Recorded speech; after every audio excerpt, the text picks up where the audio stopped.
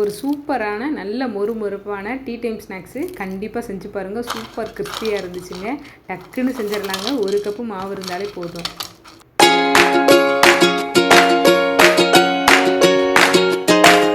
First இதுக்கு ஒரு பெரிய வெங்காயத்தை இந்த மாதிரி ஸ்லைஸாக கட் பண்ணிக்கோங்க. அதோட கொஞ்சமாக கருவேப்பிலை, ஒரே ஒரு காஞ்ச மிளகாவை 1-2 மட்டும் கட் பண்ணி சேர்த்துக்கோங்க. ஒரு 5லேருந்து 6 பல் பூண்டை தோலோடு தட்டி சேர்த்துக்கோங்க. 1/2 ஸ்பூன் உப்பு சேர்த்துருக்கேன், கரெக்டாக இருந்துச்சு. அதோட 1/4 டீஸ்பூன் பெருங்காயத்தூள், 1/2 ஸ்பூன் மட்டும் மிளகாத்தூள், தனி மிளகாத்தூள் இருக்கும்ல, அது சேர்த்துட்டு நல்லா மிக்ஸ் பண்ணி விட்ருங்க. ஃபஸ்ட்டு அந்த வெங்காயம் உப்பு எல்லாமே சேர்ந்துருச்சு அப்படின்னா கொஞ்சம் தண்ணி விட ஆரம்பிக்கும்.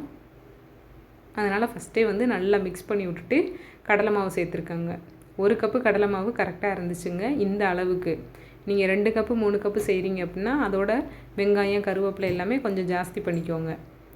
ஃபஸ்ட்டு மாவு போட்டோன்னே ரொம்ப அழுத்தமாக பிசையக்கூடாதுங்க. இதுக்கு லைட்டாக நம்ம இந்த விரலை வச்சு தான் மிக்ஸ் பண்ணணும். ரொம்ப உள்ளங்கை வச்சு ரொம்ப அழுத்திலாம் பிசைய வேண்டாம். இப்போ தண்ணியோட அளவு பாருங்கள். நான் ஃபஸ்ட்டு 1 கப்பு தண்ணி எடுத்திருக்கேன். கொஞ்சம் கொஞ்சமாக மட்டும் ஊற்றி சேர்த்துக்கோங்க. அதுவும் மிக்ஸ் பண்ணும்போது அதே மாதிரி தான் நம்ம விரலை வச்சு தான் லைட்டாக மிக்ஸ் பண்ணணும். ரொம்ப அழுத்தம் கொடுத்து மிக்ஸ் பண்ணக்கூடாது. இதுக்கு ஃபுல் அண்ட் ஃபுல் 1 கப்பு தண்ணி தேவைப்படாதுங்க. கொஞ்சம் கொஞ்சமாக மட்டும் மிக்ஸ் பண்ணி விட்டுக்கோங்க. ரொம்ப உள்ளங்கை வச்சு அழுத்தி அந்த அளவுக்குலாம் பிசையாதீங்க. அதே மாதிரி மிக்ஸ் பண்ணும்பொழுது இந்த மாதிரி உதிர்த்து விட்டு மிக்ஸ் பண்ணி விட்டுக்கோங்க. பாருங்கள், இந்த மாதிரி இருக்கணும். எடுத்து போட்டோம் அப்படின்னா மாவோட பதம் இந்த மாதிரி இருக்கணும். ரொம்ப தண்ணியாக இருக்கக்கூடாது, ரொம்ப கெட்டியாகவும் இருக்கக்கூடாது. 1 கப்பு தண்ணியில் 1/2 கப்பு தண்ணி தாங்க தேவைப்பட்டுச்சு எனக்கு. இப்போ எண்ணெயை காய வச்சு எண்ணெய் நல்லா சூடானதுக்கப்புறமேட்டு இந்த மாதிரி உதிர்த்து விட்டு போட்டுக்கோங்க. மொத்தமாக போட்டுறாதீங்க. லைட்டாக அந்த மாதிரி பிச்சு போட்டது மாதிரி இருக்கணும். எண்ணெய் மீடியம் ஃப்ளேமில் வச்சு குக் பண்ணிக்கோங்க.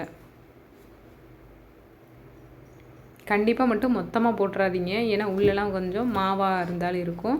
அதனால் நல்லா உதிர்த்து விட்டு போட்டுக்கோங்க. போட்டுட்டு உடனே நம்ம மிக்ஸ் பண்ணி விட்டுக்கலாங்க. அப்பப்போ மட்டும் நல்லா திருப்பி விட்டுக்கோங்க. அப்போ தான் எல்லாமே ஒரே கலரில் இந்த மாதிரி வரும். பாருங்கள், இந்த மாதிரி நல்லா சலசலப்புலாம் அடங்கினதுக்கப்புறமேட்டு இந்த மாதிரி கலர் வந்துருச்சு அப்படின்னாலே வெந்துருச்சுன்னு அர்த்தம். அதே மாதிரி போட்ட உடனே ஹை ஃப்ளேமில் வச்சு குக் பண்ணாதீங்க. மீடியம் ஃப்ளேமில் வச்சு சமைச்சிக்கோங்க. இப்போ அதே மாதிரியவே நான் மற்ற எல்லாத்தையுமே இந்த மாதிரி செஞ்சுக்கிறேங்க. பாருங்கள், இந்த மாதிரி கையிலே லைட்டாக அப்படியே பிசைஞ்சு விடுவோம்ல, அந்த மாதிரி தான். இதே மாதிரி முன்னாடி பின்னாடி திருப்பி போட்டு செவக்க விட்டு எடுத்துட்டிங்கன்னா சூப்பரான வெங்காய பக்கோடாங்க. கண்டிப்பாக செஞ்சு பாருங்கள். சூப்பர் டேஸ்ட்டாக இருக்கும். 1 கப்பு மாவு, ஒரே ஒரு பெரிய வெங்காயம் இருந்தாலே போதுங்க. மற்ற எல்லாமே நம்ம வீட்டிலே இருக்கும். போட்டு டக்குன்னு செஞ்சிடலாம். அந்த சைடு டீ சூடாகிக்கிட்டு இருக்கு அப்படின்னா இந்த சைடு டக்குன்னு பக்கோடா செஞ்சிடலாங்க.